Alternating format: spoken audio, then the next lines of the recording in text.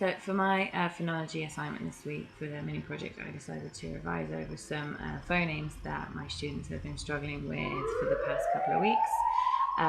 These have come up in the last 2 chapters that we've covered in the book, and I really noticed it when I was listening back to their speaking assessment recordings, and how it was very difficult to distinguish between the word that they were trying to say. So, for example, one of the phonemes that we concentrated on was E. This is because I have all of my students are Spanish and Catalan, and so this is quite a typical mistake for them to make, to not be able to distinguish between the E and the I.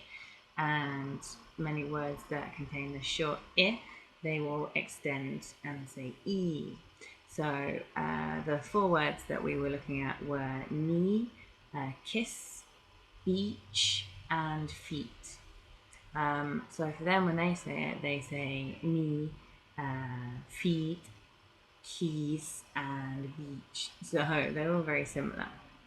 So what we did was we identified in the mouth where the E sound is, and we put our fingers on our mouth and noticed how spread the lips are when they say E. They then said the 4 words again, and they were still struggling to identify which word was the odd one out. So I got them to listen and repeat to me and have their hands on their mouth. So when we went through and said knee, they could feel how stretched the lips were. The same for beach, and then again the same for feet. And then finally for kiss, they really felt that the lips, they were a lot less stretched across the mouth.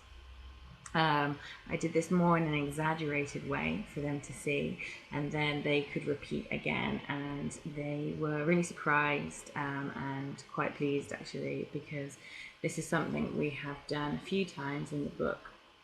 It's part of the revise and check of the last 2 chapters, and they've always really struggled with this activity. So I'm hoping that in the future they are able to identify in the mouth what they want to say, because we have been practicing the phonemes and where they are in the mouth and how they're articulated. So when they see it in the book, they can hopefully connect that to the word that they're trying to find, which is the odd one.